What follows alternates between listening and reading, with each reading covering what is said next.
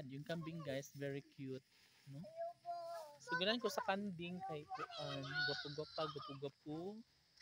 Nga kuan sila tan-awon. Very ano itawag ani? Hamloy, ito ba? Mga kambing! Dali, ambak.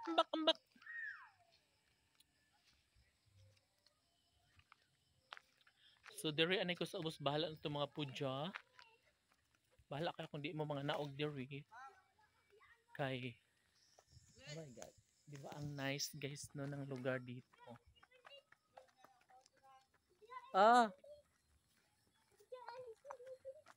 And mo sa di ang dalan pa ingon sa taas. Oh, baka kana. So wala pa lang siya natarong guys no. Ano pa siya? Hanlod. And ila pa ng kuanan sementoon. Ayaw mo pagdanghag lagi. Kay basi og mga umod ka mo, no? Tama? Adto na lagi? Dagan pa. Ingon bitaw kung ayog dagan kay madamag. Maupay pag ingon nako. O sige, bangon. Bangon.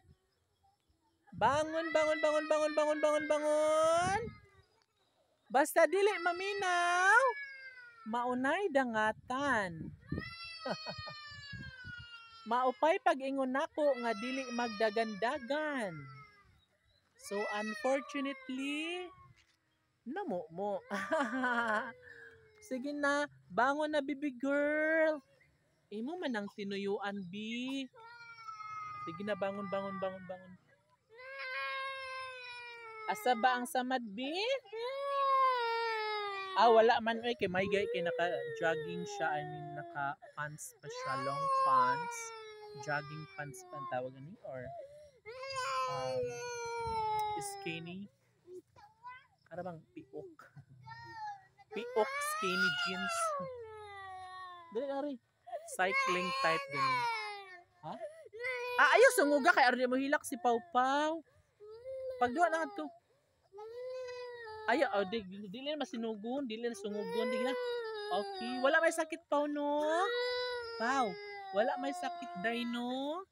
Oy, kaya yun ni Pau kasi si Pau ay batang matapang. Batang palaban. Batang walang inaatrasan. Di ba?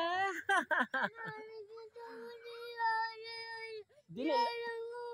Wa na magkakuan na. Sige na. Sige na, pagduwa na nga to. Dili magdagan, magduwa lang, dili magdagan-dagan kay ang pagdagan-dagan. Labi na kay mong chinilas kay hiwi. Unya, dangog, lampor nas ang agi girl.